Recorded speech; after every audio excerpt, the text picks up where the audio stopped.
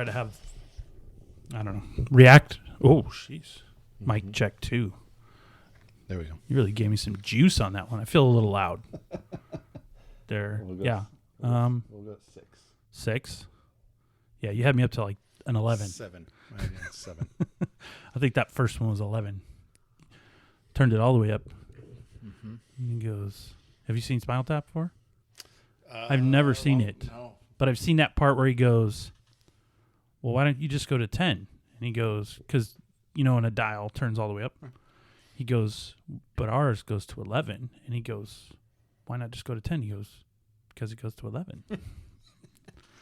That's the only part of that movie I've really seen. I think I was too young for that when it came out.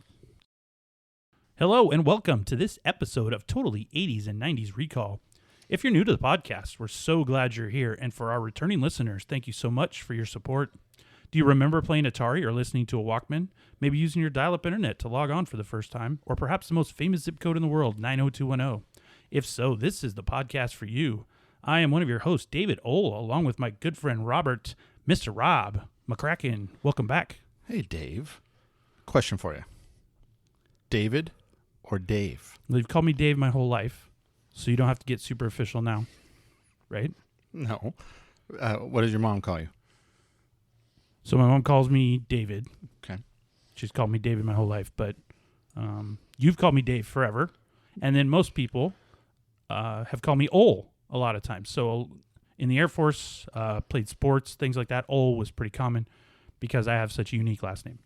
All right. I know that, I've always called you Dave, but didn't know what the other half called you. Pretty much the same. All right. My mom and my wife are pretty much the only ones call me David, so they do the full name.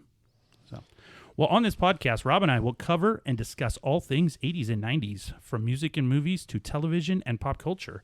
We'll do this by compiling lists for each episode of the selected topic, hopefully creating some fun and nostalgia along the way. For this episode, we will be discussing sitcoms of the 1980s. Now, before we dive into our lists, I thought we'd give a little more background on us as podcasters.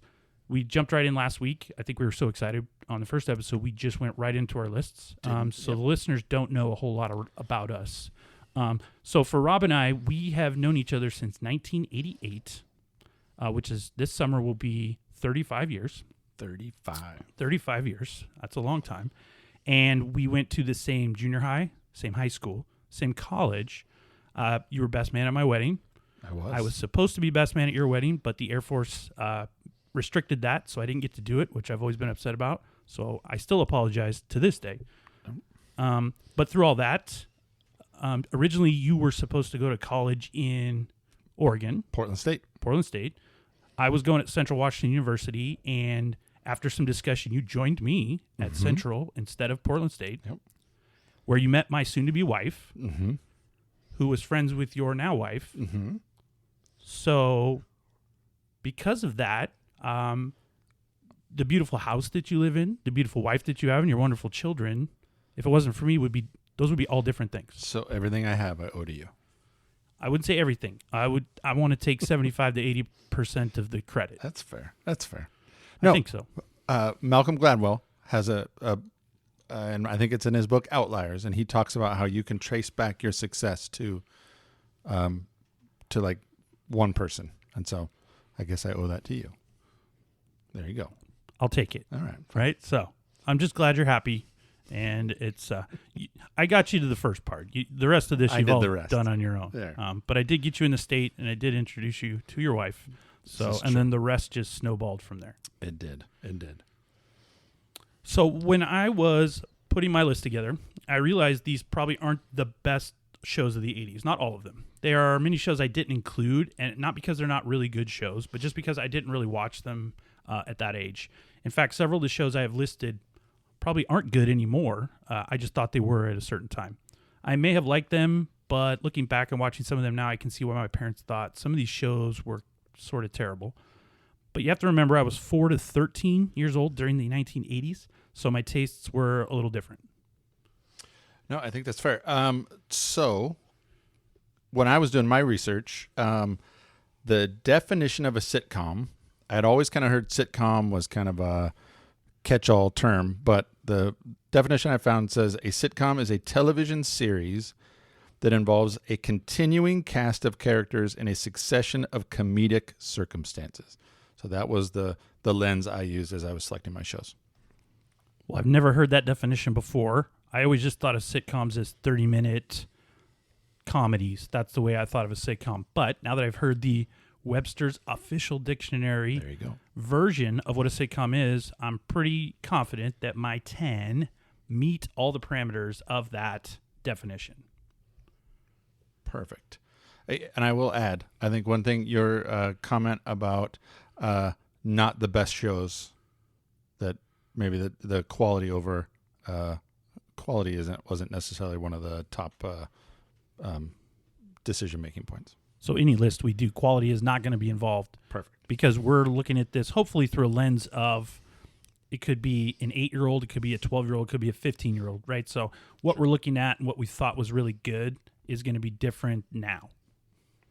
Well said. Well said. Well, with that, let's adjust our rabbit ears and see if we can figure out what Willis was talking about by jetting back to the 1980s.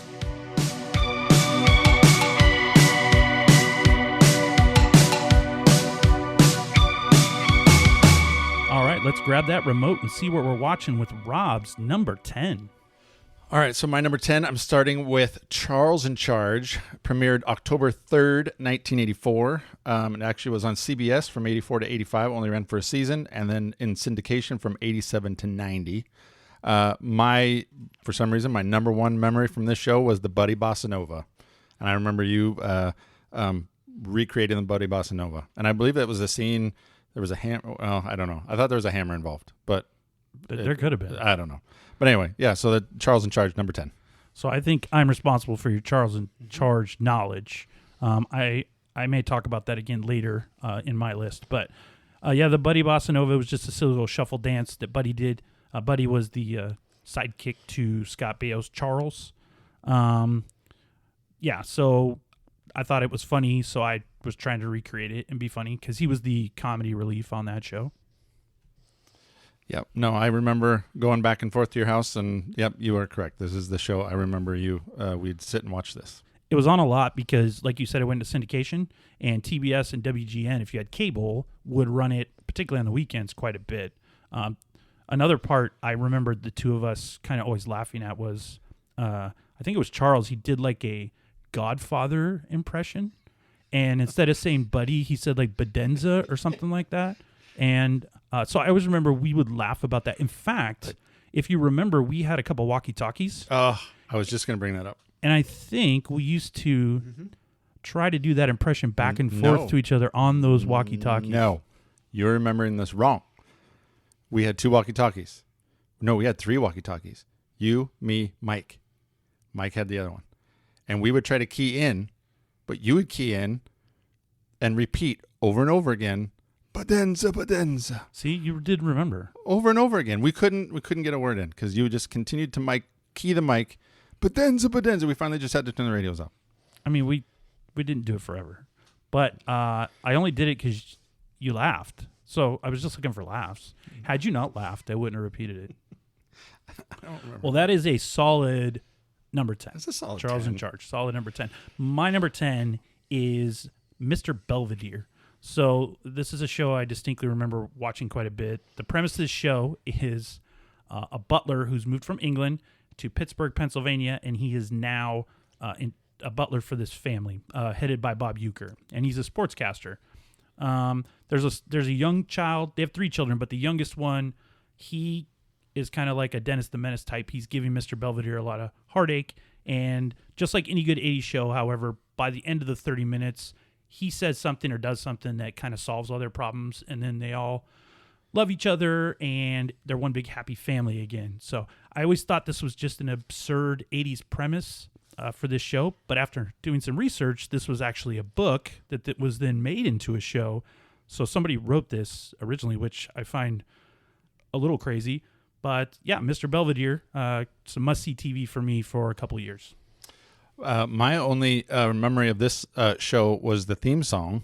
I do remember it was by Leon Redbone, the same. He had that very distinct voice. He did the Snowman and Elf, and But I do remember the theme song. Yeah, theme songs were big in the 80s. You weren't a good television show if you didn't have a good, solid theme song. All right. Number 9, Full House. Ran September 22nd, 1987, and it ran until 1995, which was surprising. And it was never a critical hit, but it always found itself in the top 30.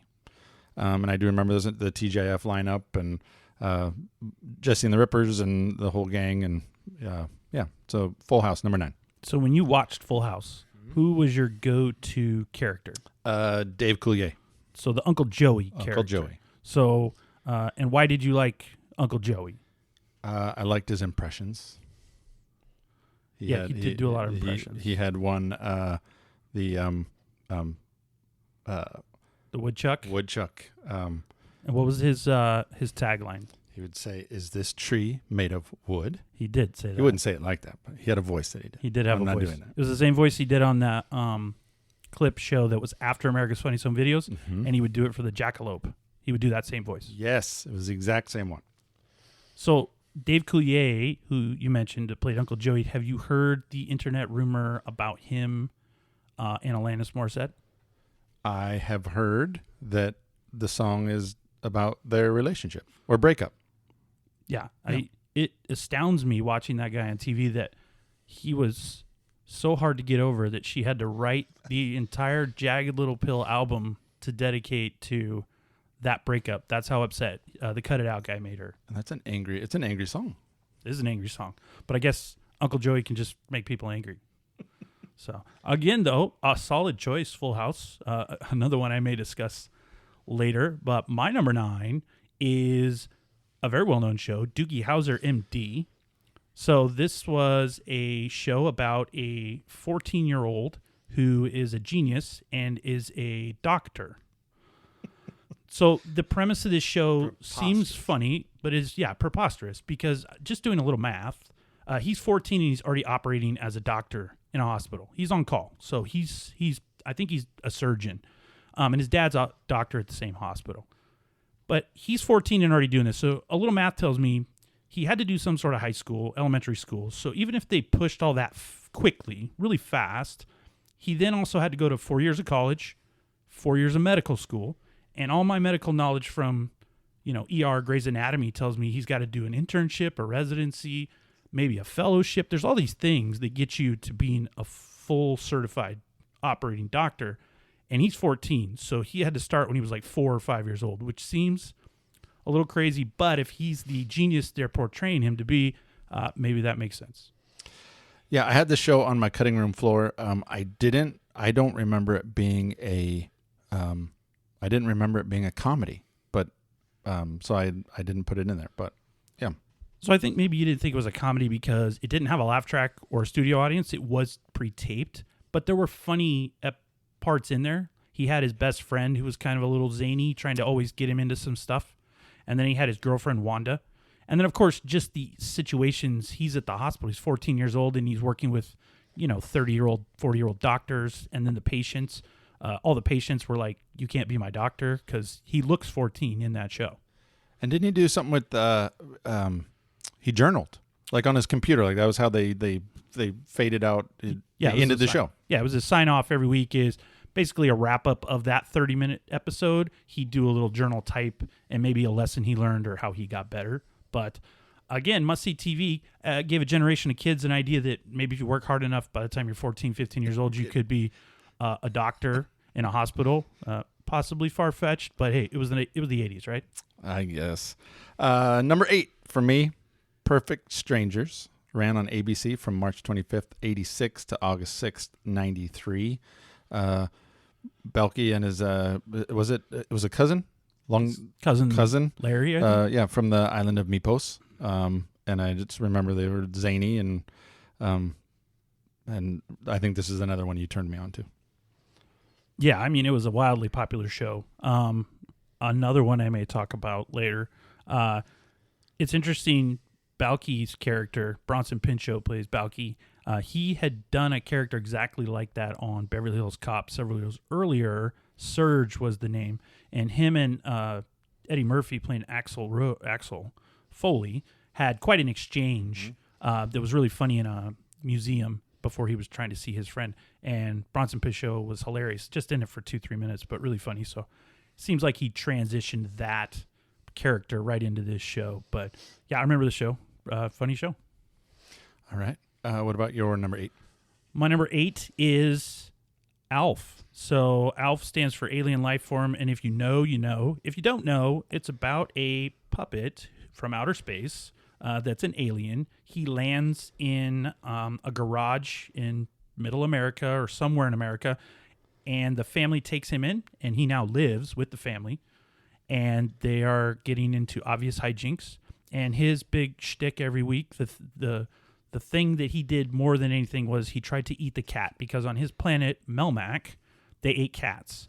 So the family's cat, Lucky, was always in danger of being eaten by Alf. So I always looked for that every week when I watched it and thought that's the funny part. Like, how's he going to try to eat him this week? Do you remember his alien name? I do not remember his alien name. I just always knew him as Alf. Gordon Shumway. So on his planet of Melmac, they have actual names. Mm-hmm. Well, that makes sense. I guess they wouldn't all run around being called Alf, because the dad of the family is the one who named him Alf, which again just stood for alien life form. So, but they never, does he introduce himself on the show? I don't remember him ever so he never told that family, hey, my name's Gordon, stop calling me Alf. And I don't even know why I know that, but that was not a show I watched. It comes up later in my list, but it was not a show that I remember watching. I can't believe you didn't watch that show. I mean, don't, thinking about what age you would have been when that show came out, that seems to hit the sweet spot. It's a Muppet trying to eat a cat, and there's some other funny things going on. So it seemed like it would have been right in the wheelhouse. And it hits all the hallmarks of an 80s kind of show, like you said, Muppets and absurdity and so. All right, my number 7, Family Matters. September 22nd, 1989, and it ran until July 1798. A couple things I learned about the show. It was the last live-action scripted primetime show that debuted in the 1980s, and it was one of the became the second longest-running live-action U.S. sitcom with a predominantly African-American cast, behind only The Jeffersons and one other one that I don't have here. But it aired for 215 episodes. How did Family Matters air that long? I don't know. Because I've seen that show, and there were times I thought it was funny, but not funny enough for the longevity to have that. Oh, the other one was it's third behind only Tyler Perry's House of Pain, which had 280 episodes, and The Jeffersons had 253. That kind of blows my mind. I mean, I knew that show was popular, but I didn't think it was popular like that. So I watched that show. That show ended up on my cutting room floor. You may have thought that would have been one to land for me. It just didn't get in the top 10, but I did watch it. Another TGIF show. If nobody knows what TGIF is, well, if you do know, you know. But if not, it was a Friday night lineup on ABC. It was 4 back-to-back shows: Full House, Family Matters. I think Hanging with Mr. Cooper was one of them, and then like Step by Step or something like that. And a couple of the shows changed over the years. They added and withdrew a few shows, but the TGIF. But yeah. So the main point of that show was Urkel. Mm-hmm. And so it seemed like once he came on the scene, all of the rest of the actor's job was just to facilitate making Urkel look funny. True statement. Yep. Do you want to hear my fan theory, though, on that show? I was just going to ask you about your fan theory. So the cop on that show, the dad, he's a Chicago city cop. He's the same guy who plays the cop in Die Hard that's helping John McClane out over at Nakatomi Tower. Well, he's an LA cop in that movie. So my theory is that after Nakatomi, because he crashed his car, he had he got shot at, and his wife was pregnant because remember he was out getting something for her. So he said, no, I can't have this. So he moves to the suburbs of Chicago, gets a job with the Chicago PD, transfers departments, has the first kid, has a couple other kids, moves one of the mothers in, and now you have Family Matters. I think he just said, I got to get out of L.A. This is not good. I don't know if Chicago's safer, but maybe where they were living in the suburbs, things like that, maybe it's a little better. I think that fan theory actually holds some, I think you could probably dive into that some more and probably hold some weight. Talk about Urkel. Do you remember Urkel's his alter ego? yeah. So he was always chasing the daughter, Laura, and she didn't like him except as a friend. And so he developed some potion or some machine that turned him into an alter ego called Stefan. Now, when Stefan got on the scene, he didn't wear glasses because in the 90s and 80s, if you had glasses on, you were a nerd. If you took glasses off, you were cool. That's not what it is today, obviously. Glasses are cool, but back then, that's the way they did it. So his glasses come off. He's wearing nicer clothes. Kind of looks like Tevin Campbell. He can play basketball. He's smooth. He could sing, right? He could sing. Yeah. I mean, he just became the ideal man. But he would only be Stefan for like part of an episode or maybe an episode, and then he turned back into Steve Urkel. So, but as soon as he turned into Stefan, Laura was just, she couldn't help herself. They're going on dates. They're hanging out. So I don't know why he just didn't become Stefan, but yeah, it would just be random. But fun fact, even the basketball part, or a couple times Urkel played basketball, even as himself Urkel, and was just hooping for no reason. Yeah. So Family Matters was my number 7. What's your number 7? My number 7 is also a family movie, Family Ties. So this is a TV show about a family headed by the two parents are basically older hippies, and now they have a family. So they were 60s hippies, very liberal. And then they have 3 kids. Well, their oldest kid, Alex Keaton, played by Michael J. Fox, is a hardcore Republican and like Ronald Reagan lover. Like it's his favorite thing ever. So they obviously have different opinions, different thoughts on things. But again, they solve all the problems by the end of the show. And even though they have different political opinions, they always find a way to give each other a hug. They all love each other by the end, things like that. But I distinctly remember watching this show quite a bit. And Justine Bateman played his sister. Tina Yost, I think, was the other sister. And they had, Justine Bateman had a weird boyfriend. Nick, I think was his name. And he had like an earring and he was like an artist. And the family didn't really like him because he was kind of dumb on top of that. So, but yeah, the rising star and the big star of this show was Alex P. Keaton. Fun fact, when Michael J. Fox was filming Back to the Future, he would film Back to the Future at night and then go to the stage in the morning and film Family Ties because Family Ties wouldn't let him out to film Back to the Future. So he had to do double duty to get those done. I did not know that. Wasn't, Dad was Michael Gross. Tremors. Michael Gross, yes. Yep. Okay. And Mom was Meredith Baxter Burney. There you go. Golly. All right. What is my number 6. So all of my choices up to this point have been kind of silly, but now we get into some ones that I feel are more serious or actually hold some, have some credibility in the entertainment world. So my number 6 is Roseanne. It ran from 1988 to 1997. I remember this being kind of the first show that was relevant, kind of matched what I knew life to be. It wasn't kind of this fanciful ideal of what family was, and there was magnets on the refrigerator, and there was the kitchen wasn't always put together, and they dealt with issues that were not always common of the time. And so Roseanne is my number 6. So I've seen Roseanne. George Clooney was on Roseanne for a small period of time.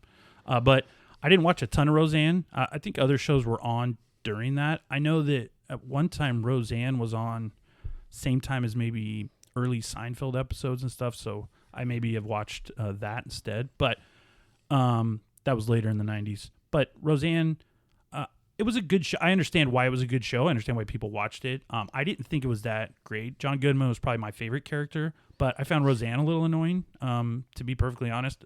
The Laurie Metcalf, who plays her sister, I thought she was probably better also. But yeah, they focused on what life kind of actually looked like for a big percentage of America. They dealt with teenage pregnancy. They dealt with underage drinking. They had money problems. They lost jobs. They couldn't pay bills sometimes. So yeah, they gave that inside look. And so maybe that's why I didn't watch a lot, because I already knew all that. Right. So I didn't need to escape on TV to watch the same thing. No, I think that's fair.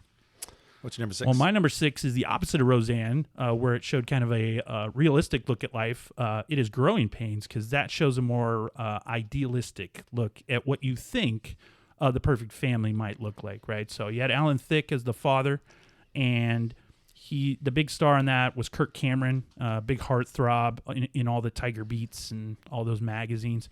But again, situational comedy where you have the family. They're going to have some problems. they're not major problems. Like we were talking about with Roseanne with, getting people fired or, not paying bills. Their problems are I don't have a date for the prom, or the car won't start, or things like that. But again, there's always, these problems are always fixed in 30 minutes, and then the family, whatever, issues they had, they hug it out at the end. And so that's what you always think. Now, growing up in families, we know you don't fix anything in 30 minutes, but the show gives you this idea that possibly that could be.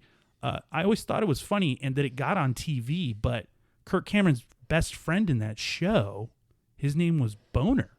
And they called him Boner all the time. And I was always just shocked that was. Now, I can tell you when I first started watching the show, I probably didn't know what that was. I'm just like, oh, it's a weird nickname.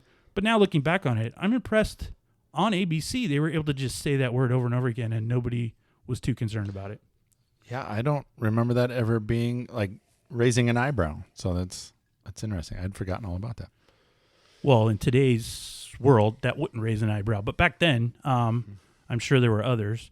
Another fun fact, later in the episodes, Leonardo DiCaprio came on. He was very young, but he moved in with the Seavers, and they were trying to, I think he was a little troubled, so they were trying to straighten him out. But he was on that show towards the end quite a bit before he became a big movie star.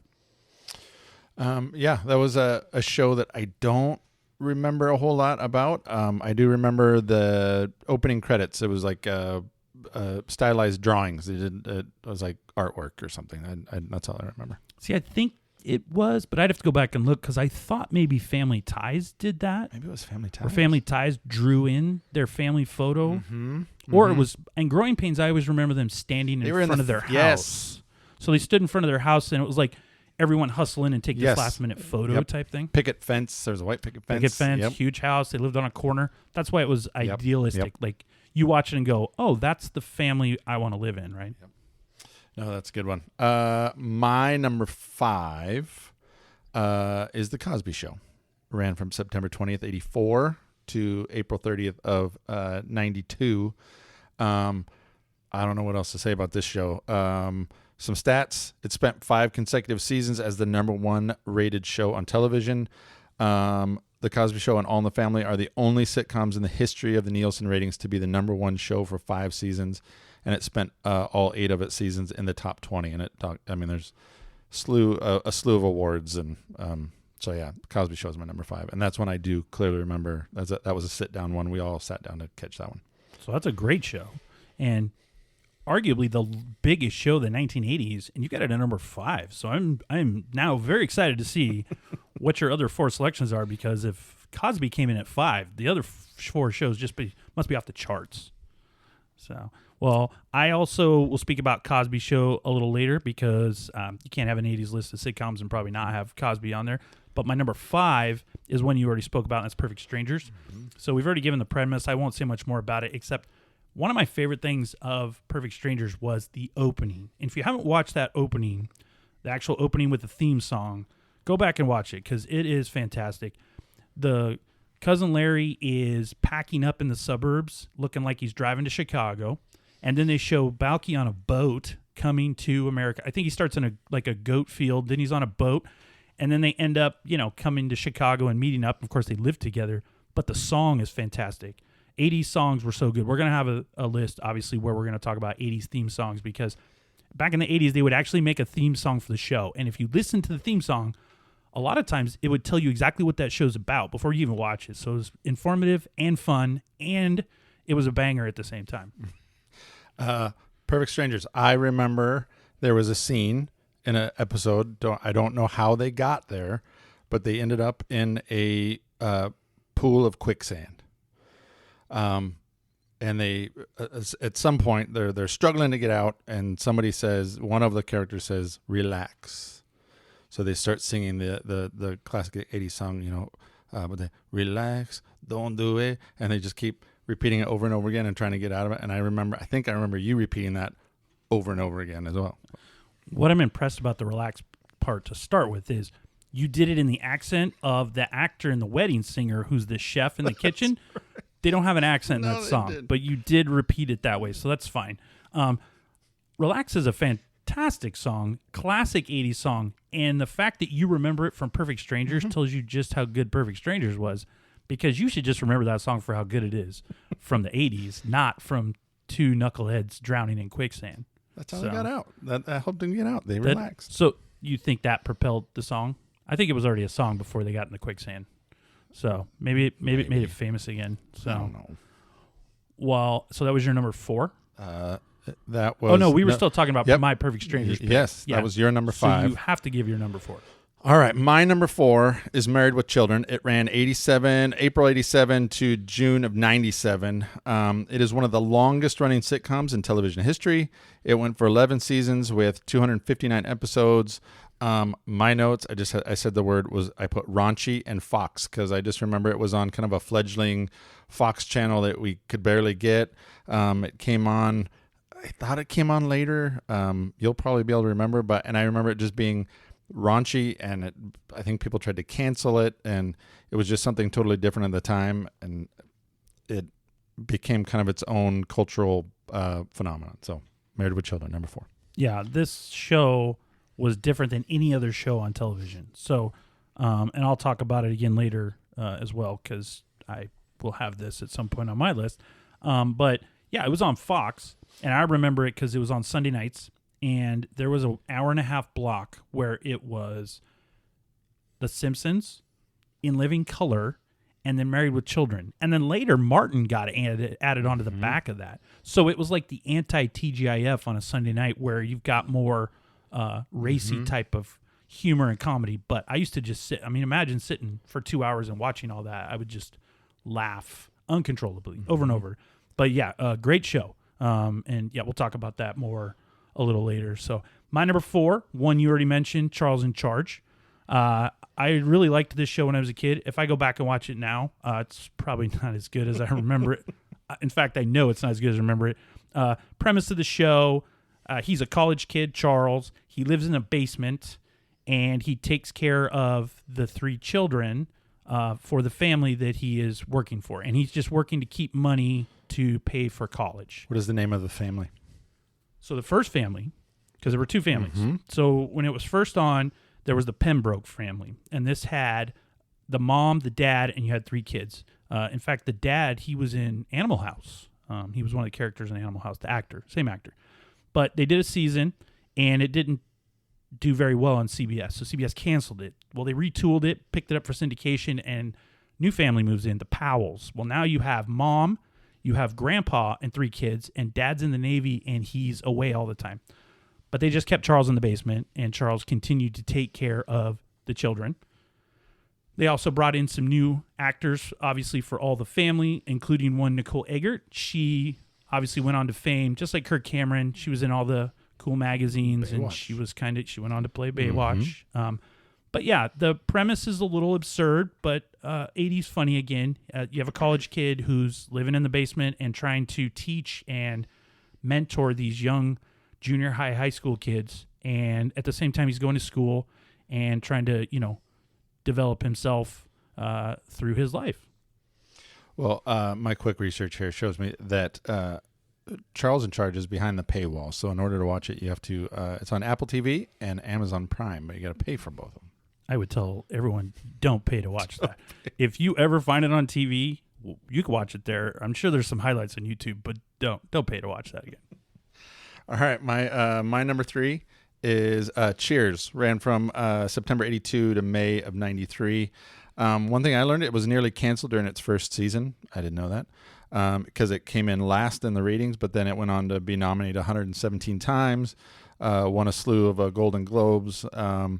Its finale was one of the most watched in TV history, and this is another one I remember.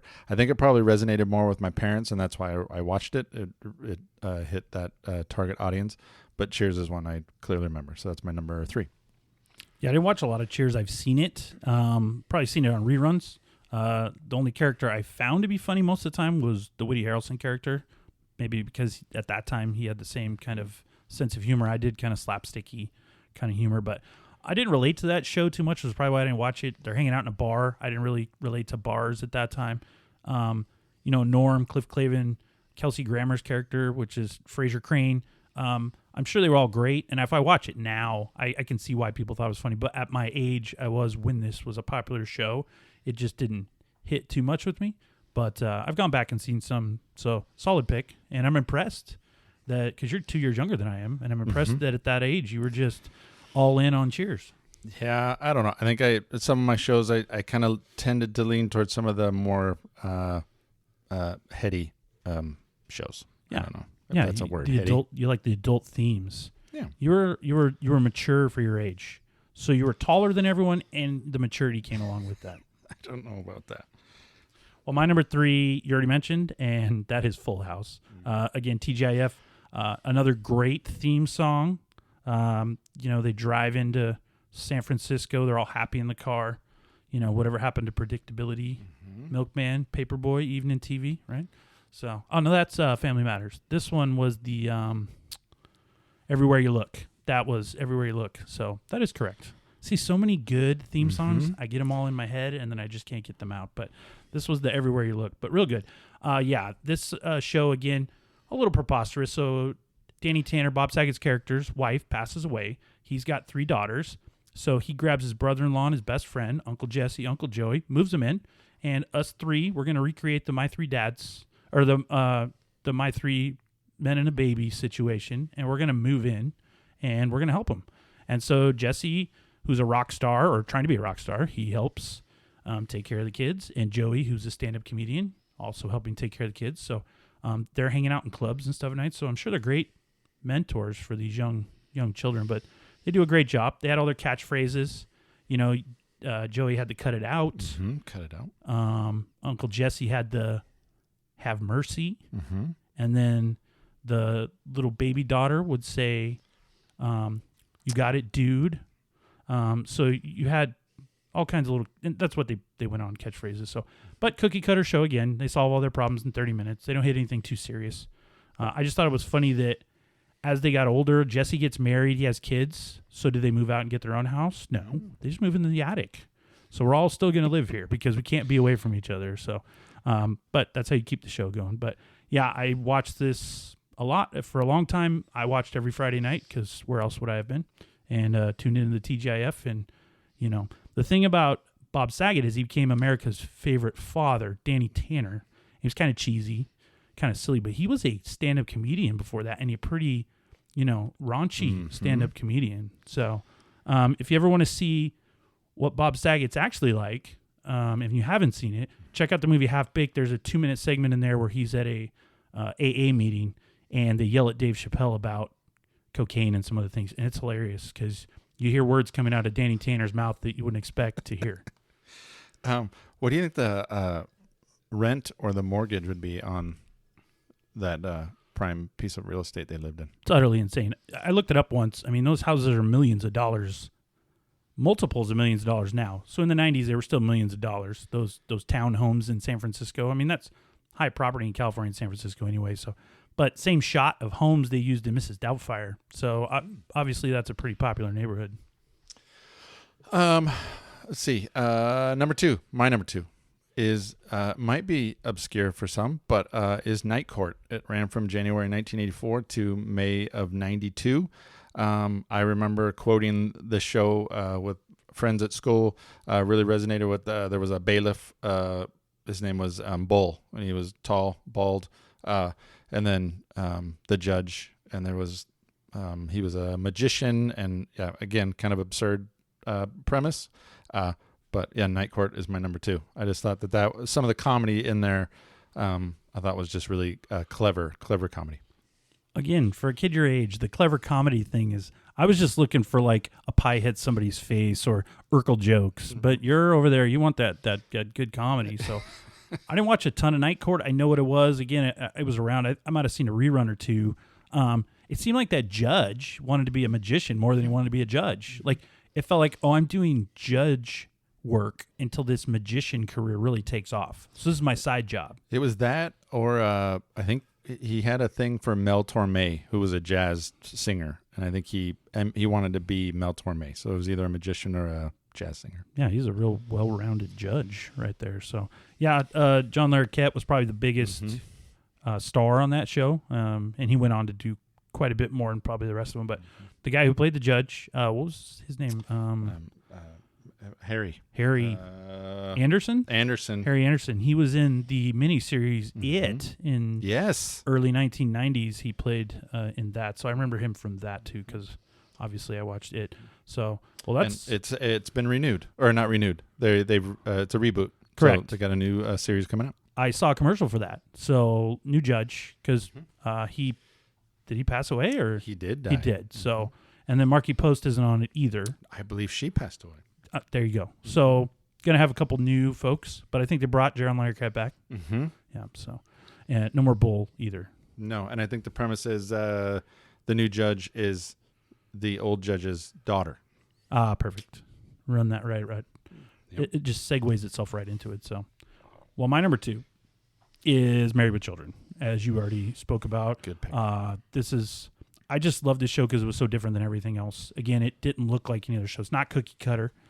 If I look back on it now, it's got some problems. There's a lot of fat shaming going on that he didn't probably need to do all the time. And he didn't seem like he liked his family all that much. Although sometimes they acted like they liked, I don't know. Maybe it was a little more, it was between the realism of Roseanne and then the other where it was like, a little absurd, but at the same time, maybe.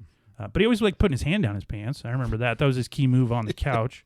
So what really impressed me most about Al Bundy, so that's the character that was the dad on the show, is he was a shoe salesman at the mall in the 90s. And he was the only person that worked in that family. So he had a pretty decent looking house from the outside. 2 kids. 2 kids, car. I mean, he fed them for the most part.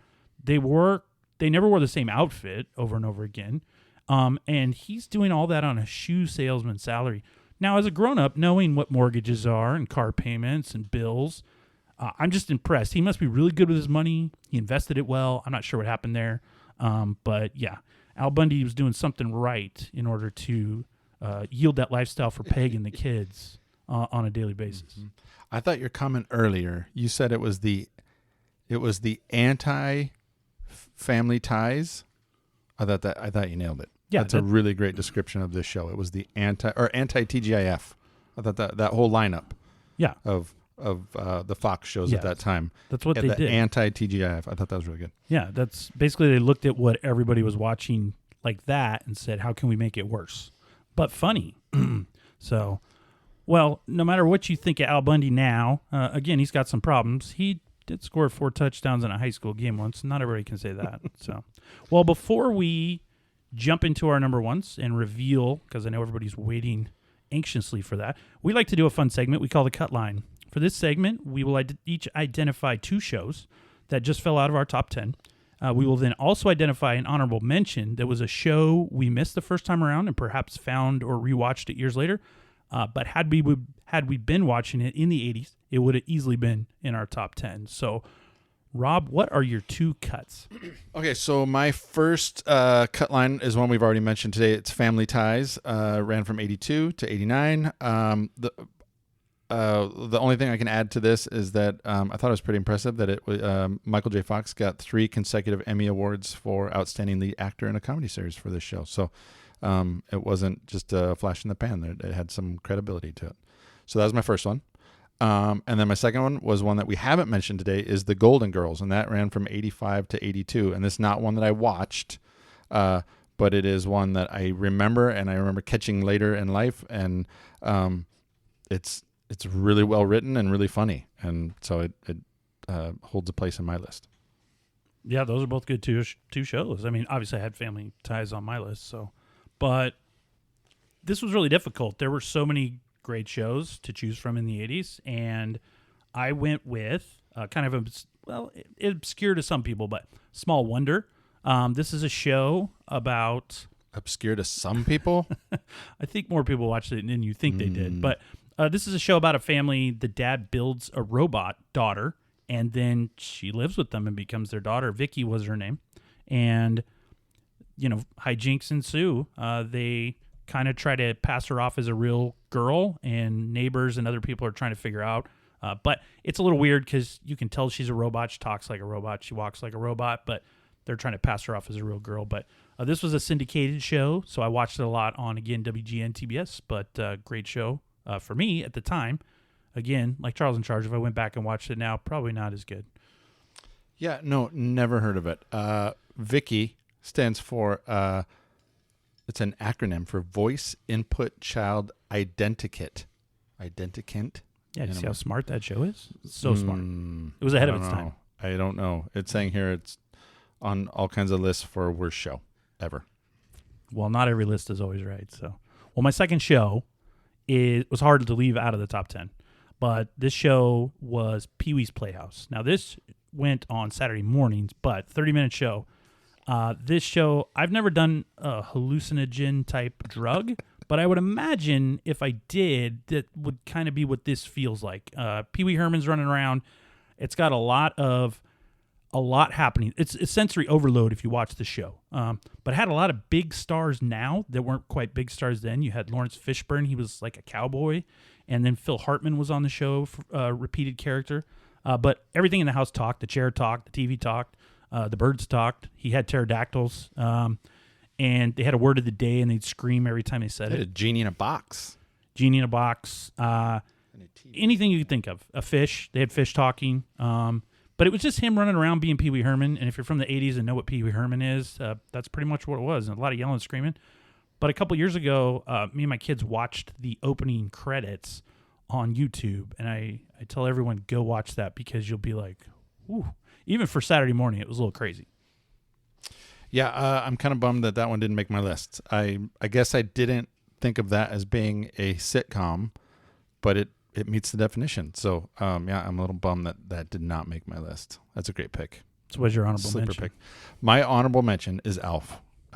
It's one that I didn't catch at the time, but just the premise and just the it says it screams 80s, and I don't know why I didn't watch it, but what I did find out is that there's actually a 1 hour long Christmas special, and there's a TV movie. Project Alf came out in '96, and there's actually plans to reboot it. But it says looks like in 2022 there might be a reboot. There was also a Saturday morning cartoon of Alf, but that took place on Alf's home planet of Melmac, and it was just all the Alfs with their names like Gordon Shumley walking around, living their everyday lives, eating cats, I guess, for dinner.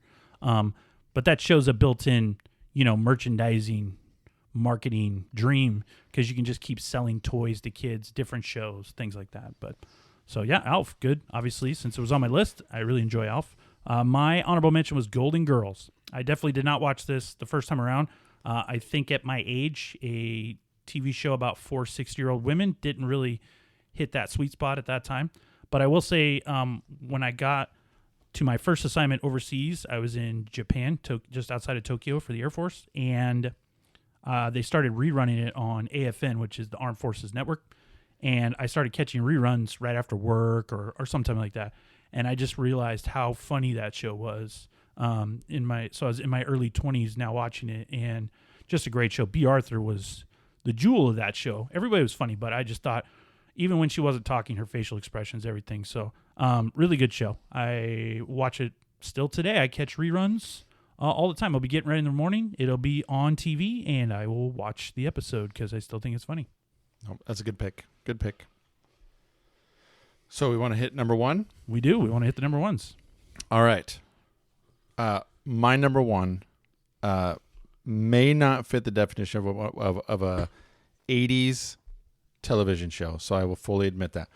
But based on the release date, it was released July 5th of 89, and it ran until May 14th of 98, and that show is Seinfeld.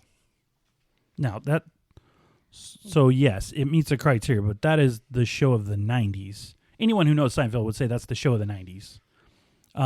They had a couple episodes in 89, and then it got shelved for like a year because they didn't know what to do with it and brought it back. So, yes, you meet the definition of what we said the time frame had to be, but I would say running till 98, all but 3 or 4 of the episodes were in the 90s. So that's tough to call an 80s show. That's fair. And maybe we'll do a standalone. No, we will do a standalone because that, spoiler alert, that's my favorite show of all time, and I could talk about that show for way too long, but we'll fit it into an hour, and we'll talk about all the best parts and everything like that. That's fair. Because that's a great show. I don't know if it meets 80s, but we'll let our audience decide. I disagree, but I only disagree on the fact that I just think it's the show of the 90s. No, I can see that. But I you can met see that. you met the criteria, Right. so That was a stretch. not 100% wrong. Well, my number one, not difficult, The Cosby Show. Again, number one show of the 80s. I just thought this show was hilarious. What was your favorite scene from The Cosby Show? Or what was your favorite episode? I don't remember the episode. I do remember the scene that I liked the most was there's a scene where I can't even remember what led up to it, but Theo and his dad are having a heartfelt moment in his bedroom, and there's Monopoly money involved. There's really sad music playing. It's this really great kind of heartfelt moment, and then Mr. Cosby says, "Theo, that's the dumbest thing I've ever heard." And then he threatens to. He says, "I brought you in this world, and I'll put you back." You know, I love that one too. It's probably a lot of people think that's a classic. It was in the first season, so I think it got it off on the right foot. But what led up to that, which was really funny in my opinion, is that they're having this heartfelt talk because Theo's not doing well in school, and Dad's upset. He's a doctor, Mom's a lawyer. They're used to academic success, and the daughters before them, I believe one's a lawyer or a doctor as well, and then the other one's at Hillman, which was the college they go to. But the point is Theo said, "Well, maybe I'm not as smart as you and Mom, and maybe if I end up being something like a mechanic or something and not a doctor, you can still love me anyway." And they played this soft music, and so the crowd kind of cheers. Like, you're expecting this hug moment where, yeah, I'm going to love you no matter what.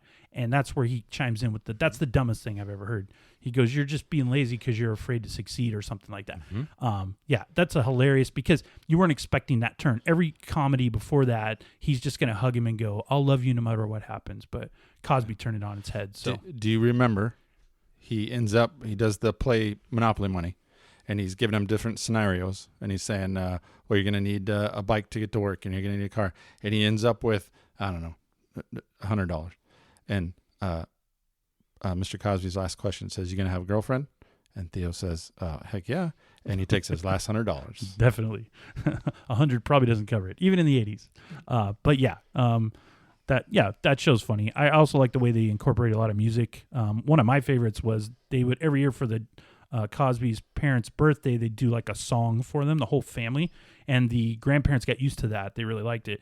And one of the first seasons, they sing a song, and Rudy, the part chimes in where it's singing "Baby" really loud. It's like, "Baby," and she's like hugging herself, and I mean the studio audience is going crazy. It was really fun. I just remember that being so funny. But smart show, showed it was just an average family. You say average, they're a doctor and a lawyer, living in a probably $1 million brownstone in New York, but they seem to have somewhat normal problems, but fixed them again by the end of the show.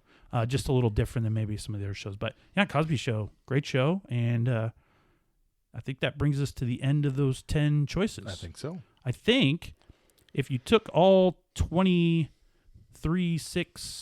shows we talked about, you'd get a pretty good sample of what the 80s looked like in a whole bunch of different styles and versions of comedy throughout that decade. I think you're absolutely correct. And I'm looking at my cutting room floor, and we could have another conversation about the ones that are still left. So give me a couple examples of what didn't make the list. Who's the Boss? So I watched a little bit of Who's the Boss. Alyssa Milano, probably at the age I was starting to notice girls, and Alyssa Milano was definitely a girl you would notice on TV, but not a Tony Danza fan. So I didn't watch that a ton. If I watched it, it was to see what Alyssa Milano was doing. Here's an obscure one. Just the 10 of Us. Do you remember that one? I remember the name of it, but I didn't watch it a ton. Yeah, he was a basketball coach, and I believe it was a spinoff of not Family Ties, with Kirk Cameron. Growing Pains. I think it was a spinoff of Growing Pains. He was like a teacher. He was a high school teacher. How about Newhart? Did you ever watch Newhart? I did. My parents watched Newhart. They loved Newhart. The only thing I remember that show was those three, I don't know if they were like maintenance guys or something, and they would come in and he would say, "Hi, my name is Larry. This is my brother Daryl and my other brother Daryl." And my dad would fall off the couch. Like, they did it every week. As soon as they walked on set, you knew what they were going to say, and he still laughed like it was the first time he heard it. So I thought it was funny the first time I heard it. Even as a kid, I was over and over again. I'm like, okay, but they caught fire with that thing. But Newhart, I didn't watch. I think he was from an older generation, so that's why. Yeah. So, like I said, good cutting room floor. Well, that brings us to the end of this episode of Totally 80s and 90s Recall. We hope you've enjoyed reliving the shows of the 1980s with us, the best sitcoms. What did we get right or wrong, or did we miss something altogether? Let us know on Twitter or our website, which are both included in the show notes. You can also email us at totally80s90s@gmail.com with comments or show ideas you may want to hear in the future. Any emails we like or that we see, we may read it in future episodes, so you could get famous coming onto our podcast.